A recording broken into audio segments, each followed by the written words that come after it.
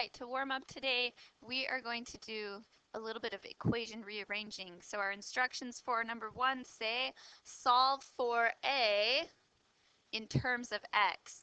The solve for a instruction is telling you to get the a by itself.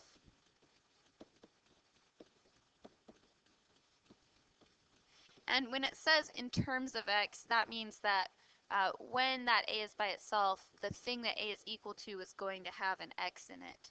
So if we're going to solve this equation, maybe we would times both sides of our equation by 4, and those would reduce. And then we could also times both sides of our equation by x. I'm going to actually rewrite it here. And now times both sides of the equation by x. And those two reduce. So we end up with the equation 4a equals 3x. Our goal is to get a by itself, solve for a. So we would divide by 4 to get the equation a equals 3x over 4. That is solving for a, the a is by itself, in terms of x. So let's try that again. Solve for a in terms of x. So maybe I would start by multiplying both sides of my equation by 7. So now I have 28 over a plus 5 is equal to x. Now maybe I would multiply by a plus 5. So now those reduce, and I have 28 equals, and we probably maybe should distribute that x. Ax plus 5x. So now we're trying to get this a by itself, so I would probably subtract the 5x. 28 minus 5x is equal to ax. And then finally, we're trying to get a by itself, so we would finally maybe divide by x. Those two are gone. So we get that a is equal to 28 minus 5x all over x. We solved for a in terms of x.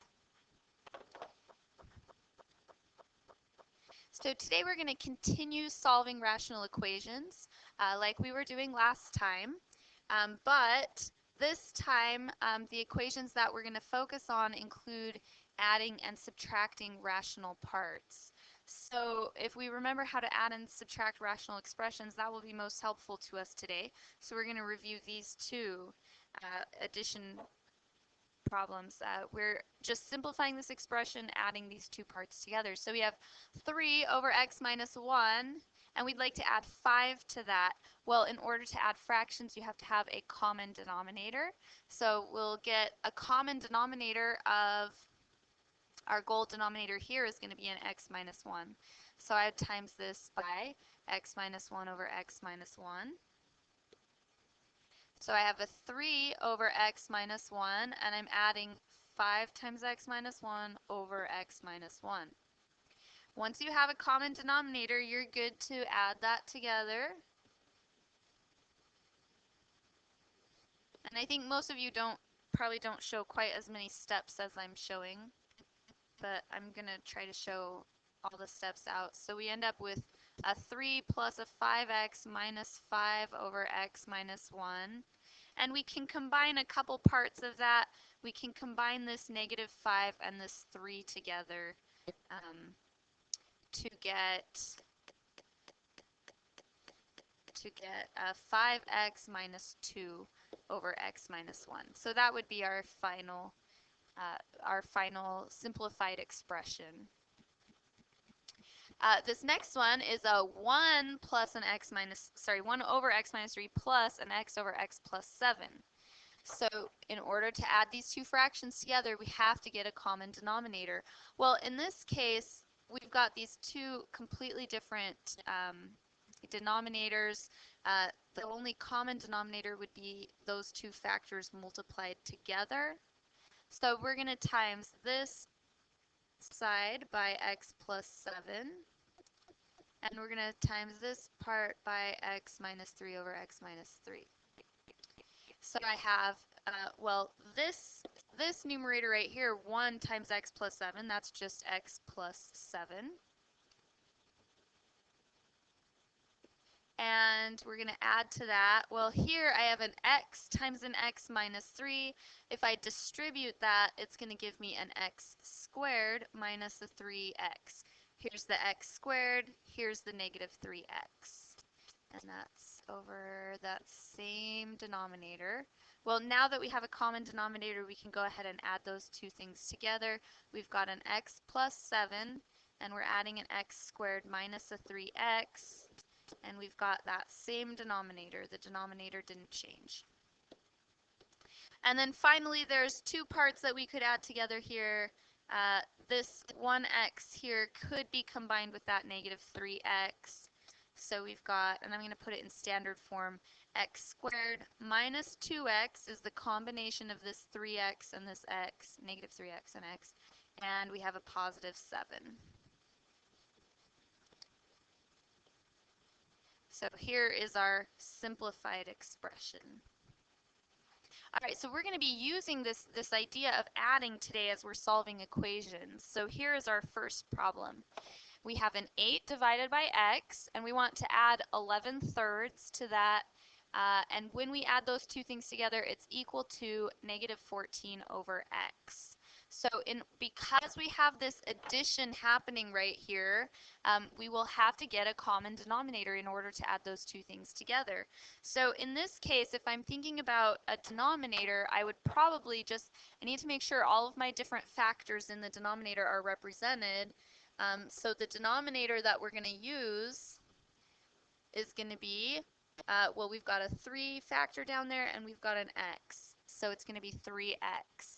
So it looks like we would times this first part by 3. We would times this second part by x. And this third part we would need to also multiply by 3. So when we do that, we've got a 24 over 3x. We're adding an 11x over 3x, and that's equal to negative 14 times 3 is negative 42 over 3x.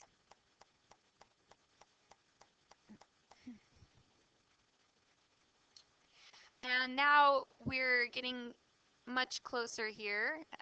We've got essentially over here a 24 plus an 11x over 3x. We can add those now because they have a common denominator, and that's equal to negative 42 over 3x.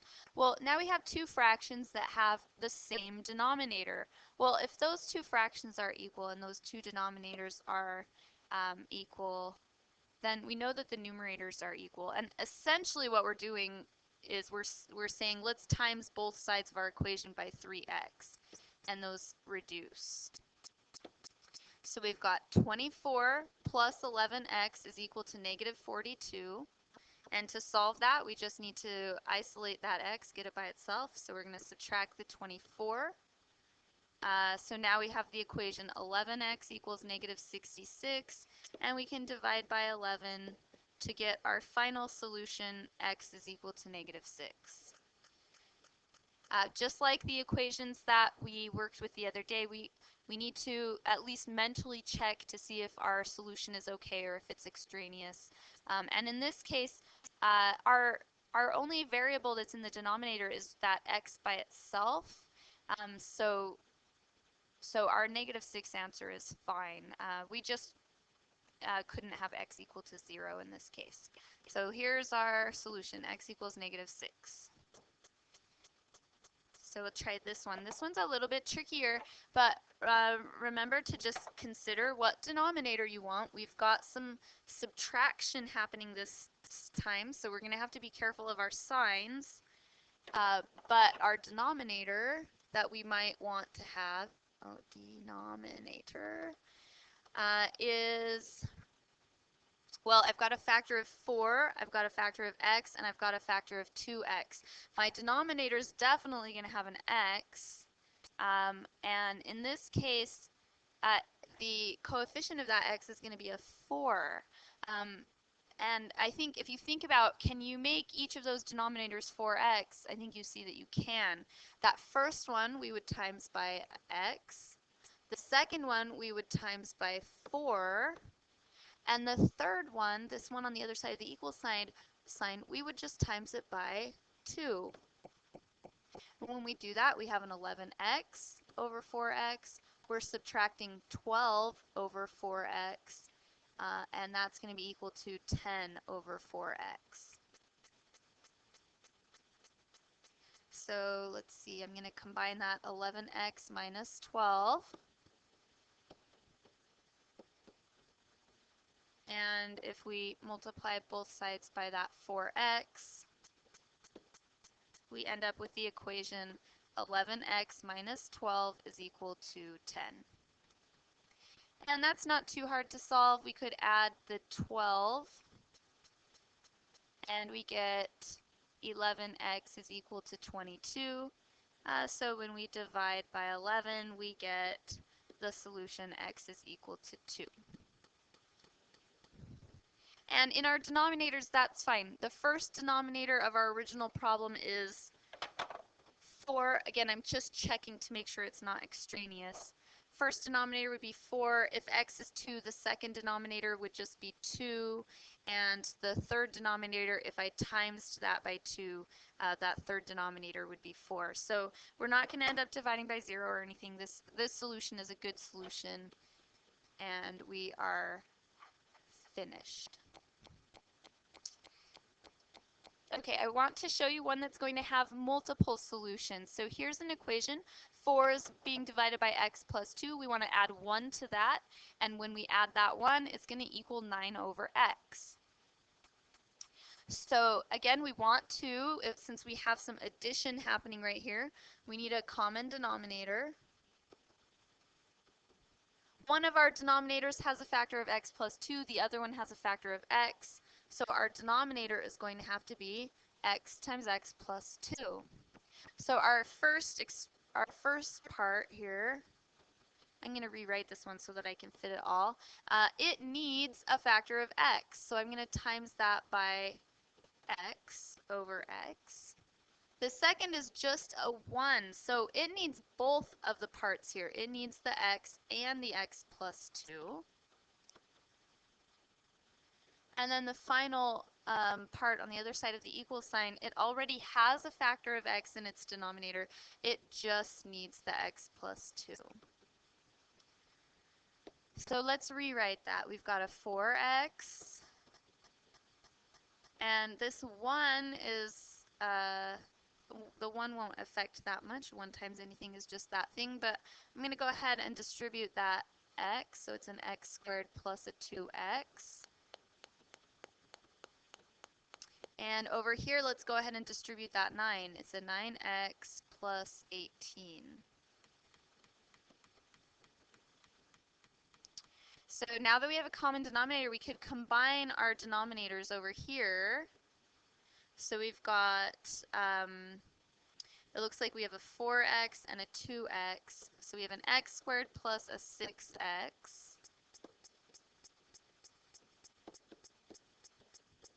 And this other side I'm not changing. And now if we times by x and x plus 2 on both sides of our equation, that will leave us with x squared plus 6x is equal to 9x plus 18. So we have x squared plus 6x equals 9x plus 18. This is a quadratic. It's going to have 2 solutions. So when we have a quadratic with that power 2 there, you probably want to try to factor it to solve it. So I'm going to bring everything over to the left side here so that I can set it equal to 0. X squared minus 3x minus 18 is equal to 0. And we can factor that as an x, factors of negative 18 that add up to negative 3. It's going to be an x minus 6 and an x plus 3 equal to 0. So we have the solution 6 and negative 3. The 2 answers that would have given us problems if they had come up because of our denominators are that x couldn't equal 0, That's from this, and x couldn't equal -2 from this. So our two solutions are fine, and I thought it'd be interesting to look at the graph of this. If we treat each side of that equation as a function, we could graph that left side, it would be the one shown in purple, and graph the right side, that's the one shown in red, and our two solutions are +6, that's our first solution. You can see it's where the two graphs, the two functions intersect right here, and the other one happens when x is -3. So that graph sort of confirms our two answers, and sometimes it's interesting to look at them on the graph and see what's happening graphically. Okay, let's look at this next one. This one's going to have an extraneous solution. I wanted you to see what that would look like. So our equation is 8x squared divided by x squared minus 9. And we want to subtract 4x divided by x plus 3, and that's equal to 2 divided by x minus 3. So we need a common denominator here. And remember, when you need a common denominator, it is kind of important to know what factors you have. That's too fat. Okay, let's see. Make it skinnier so I don't run out of room. So we've got, if we factor this denominator, it's an x plus 3 and an x minus 3 here, this x squared minus 9. So once you see that, that denominator factored, I think it's easier to see what your common denominator is going to be. And in this case, it looks like the two factors that I need to have represented in my common denominator are that x plus 3 and that x minus 3. So the first part already has both of those. It's going to stay exactly as is. The second part already has the factor of x plus 3. It has this one. It needs the x minus 3.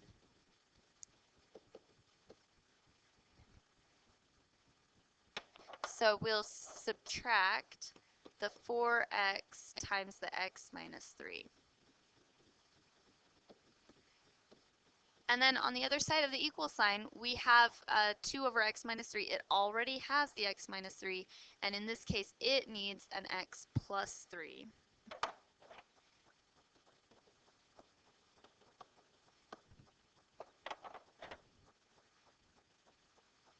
So we would write it maybe like this. Okay, so we've got a common denominator. We can combine on the left. So this will be an 8x squared. And then I'm going to distribute this -4x. It's going to be a -4x squared and a positive 12x. Again, it's a -4x times a -3, so it'll be a positive 12x.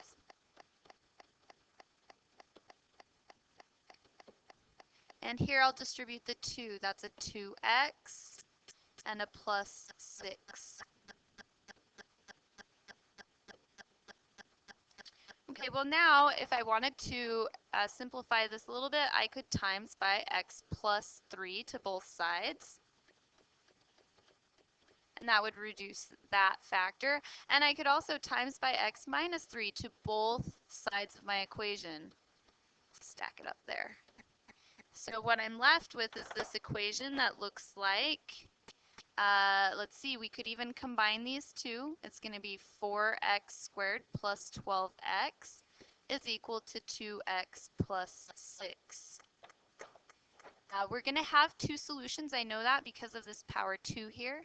I'm going to subtract the 2x and subtract 6.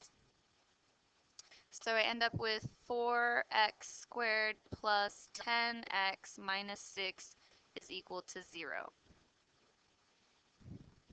So we need to factor this. Well, this particular equation, it has a common factor of 2 that we could factor out. That will leave 2x squared plus 5x minus 3. And we can factor this quadratic, let's see, we would be thinking of factors of -3. We need to get it to add up to +5.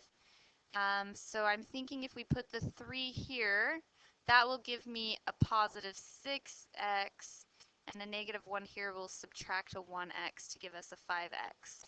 So here's our factorization. And so that factorization gives us our two solutions, which are 1/2. Add that 1. Add this 1, divide by 2, and the other one would be -3. So these are potential solutions that our algebra has given us. But remember, we have to check our denominators and that we're not dividing by 0. Well, the denominator that we had stuff over x plus 3 and x minus 3, and we absolutely cannot have any solutions that are either -3 or +3. So because of that, we will have to throw that solution out, and we just have the one solution, x is equal to 1/2. I want to show you what that's looking like on the graph. So the function shown in blue is the left-hand side of the equation, and the function shown in red is the right-hand side. And you can see that they do, in fact, have an intersection point right here, and that's at x equals 1/2. The other solution that we thought we had, but it turned out to not be the case, was at -3 over here. But you can see that these functions definitely do not intersect at -3. It's not a true solution. Okay. Here is another one. This one is worded a little bit differently, but it's asking us a question very similar to the one that we just did.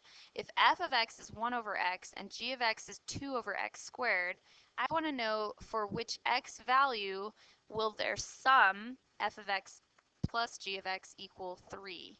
So the equation we would set up is, it's saying if I add f of x and g of x together, when will their sum equal 3? We're solving this equation for x. So if we're thinking about getting a common denominator, because we've got some addition happening here, the common denominator that we probably want to focus on is x squared. So we already have an x squared here. If we want an x squared in this first part, we would just times by x. And for this right-hand side, we would times by x squared. So that gives us an x over x squared plus a 2 over x squared is equal to a 3x squared over x squared. Well, if we combine these two, now that they have a common denominator, equals 3x squared over x squared. And we could times both sides of our equation by x squared so that those all reduce. And we're left with the equation x plus 2 is equal to 3x squared. It's going to have two solutions. It's a quadratic, so we could bring the x over here and this subtract the 2 from both sides to get the equation 0 equals 3x squared minus x minus 2. And we're going to try to factor that. Bring it up a little. 3x and an x. I think we're going to have the 1 here. Yep, that's going to give me a 3x, and then the 2 here will give me a 2x. To get that equal to -1, we'll have to have this negative and this positive. So we have our two factors. And so that leads us to the two solutions, -2, subtract the 2, divide by 3, -2/3, and the other solution is 1. So for those two x values, we would get their sum to equal 3. All right, and both of those solutions are fine. Our only divide by 0 problem would come if x was 0. We would have to have a 0 for it to be a problem. So those are fine. All right. We're going to just look at 2 applications and, oh, 3 applications. So this first one, Jeff can detail a car by himself in 50 minutes, and Sally can detail a similar car in 60 minutes. If they work together, how long will it take them to detail the car? Oftentimes people see a problem like this and they're like 55 minutes, but that doesn't make sense. They somehow just want to find the average, but they're both working. So it's going to be something less than 30 minutes because Sally could do it in an hour and Jeff could do it in 50 minutes. So it'll be something less than 30 minutes as they're working. So here's how I like to set them up. I like to think about the job that they're doing. Jeff can do one job in 50 minutes and Sally can do one job in 60 minutes. Our question is, how long will it take them to do one job? If they do it together, means we add their work together. So it's one job in X minutes when they're doing it together. So if we solve this by getting a common denominator, we need a factor of 5 and a factor of 6. Let's see. I'm thinking 300 would be our common denominator. I think that's it. And then, of course, we would need the x. So for this first one, I would times it by 6x to get a 300x. The second one, we would times by a 5x to get a 300x. And this last one, we would times by the 300. So if we simplify that a bit, we get 6x over 300x plus 5x over 300x is equal to 300 over 300x. And so we have, if we combine the 6x and the 5x together, we have 11x.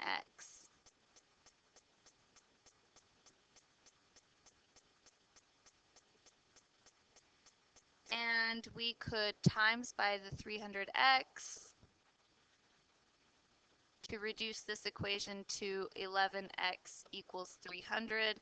And if we divide by 11, we get that x is equal to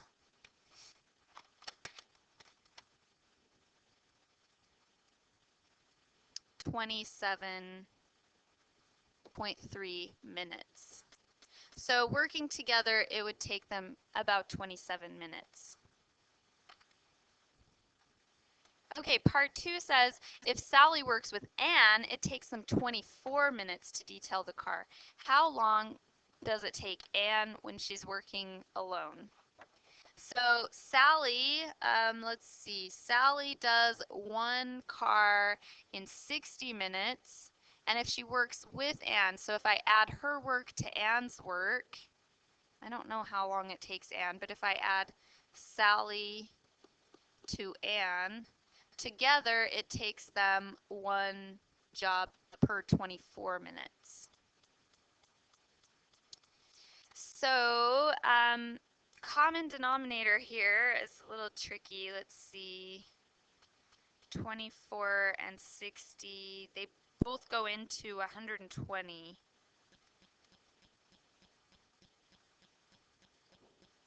Yep. Okay, so we're going to use the common denominator 120x.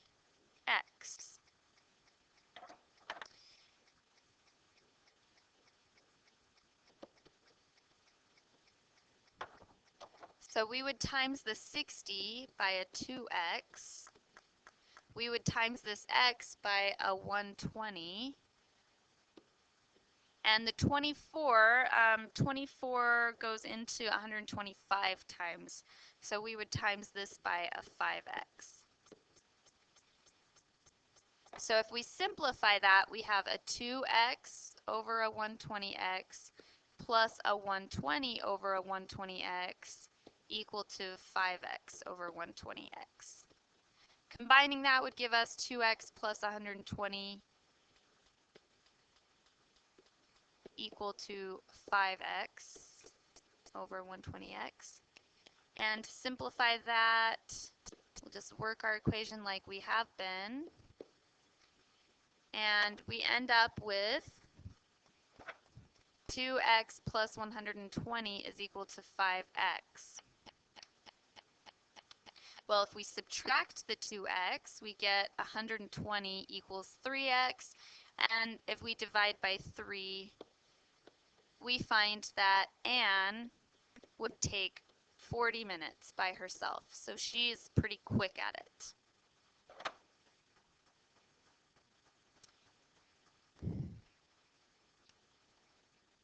Okay, another application. In this case, Mary is going to spend the first 120 minutes of her road trip on traffic, but then the traffic clears and she's able to drive twice as fast for the remaining 300 miles. Her total trip takes 9 hours. So when she was in the traffic, how fast was she moving? So to solve this problem, we're going to use the idea that distance is equal to the rate you drive times the time. But in this case, what we're going to focus on and what we're going to add together is the time. So if we solve this for t and we divide by r, we get that t is equal to the distance divided by the rate. So what we know is that the total trip takes 9 hours. So time for the first leg plus the time for that second leg is equal to the total time. Well, for the first leg of the journey, she drives 120 miles. So we know that her distance, and I'm going to write each of these as a distance and a rate. But we know the total time is 9. So her first distance, this was 120 miles. So it's a 120. But we don't know how fast she was going, so we'll put that as x. For the second leg of her trip, she travels the remaining 300 miles, so that's her second distance. And it doesn't tell us the speed, but it tells us she was going twice as fast. So that would be 2 times her other speed. And together, it takes a total of 9 hours for those 2 legs of her journey. So as we solve this equation, we're going to get a common denominator. And in this case, we've got an x and we've got a 2x, so it looks like 2x is going to be our common denominator. We'll times that first part by 2, and we'll have to times this 9 by that 2x top and bottom. So we've got 240 over 2x plus 300 over 2x is equal to 18x over 2x. And as we solve that, we end up with, we can combine those two numerators on the left. We've got a 540 over 2x is equal to 18x over 2x, times both sides by 2x, and we get 540 is equal to 18x. And that's pretty simple to solve. We just need to divide by 18. And when we divide 540 by 18, we get 30. So the original speed for her first leg of her trip was 30 miles an hour. We just found that. But our question says, how fast is she moving when she is in traffic? That's our second rate. She was going twice as fast So the answer would be that she was going on that second leg of her trip 60 miles per hour. Okay, our last application. Printer A can print one page in 30 seconds. Printer B can print a page in 20 seconds. How long does it take to print a 500-page document if the two printers are working together? So printer A prints one page per 30 seconds. So that would be its rate of speed. Printer B prints one page per 20 seconds, so we could write it this way. And together we want to know they could print 500 pages in X seconds. How long will it take them to print if they work together? So we have to add it. So to get a common denominator here, it's going to be, we've got a 30 and a 20, so we could use 60, and then we need X. So our denominator is going to be a 60x. So we'll times this one by a 2x, times this one by a 3x, and we need to times this one by 60. So when we do that, we end up with 2x plus 3x. I'm going to go ahead and combine it now. Equals, and that would be 30,000 over 60x.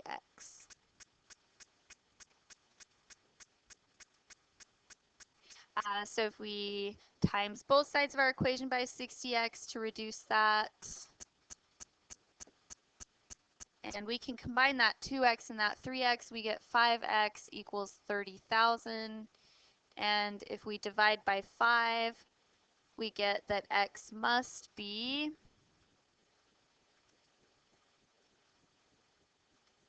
6,000. Now x, that would be how many seconds it takes. So if we divide that by 60, that tells us that it's there's 60 seconds in each minute, so that's about 100 minutes if they're working together.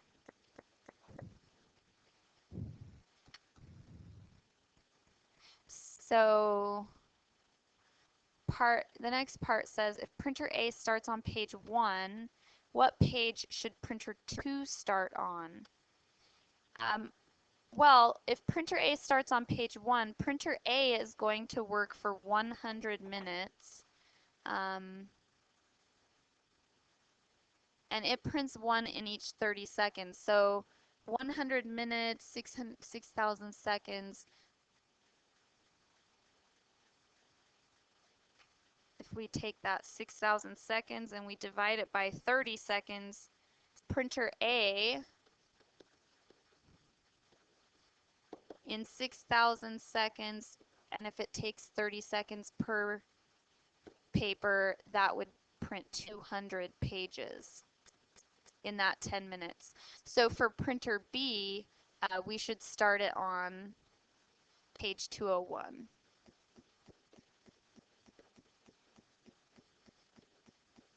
And if you started it on page 201 at the same time that you started printer A on page, if you started printer B on page 201 at the same time you started printer A on page 1, they would finish printing after 10 minutes and you would have the entire document printed.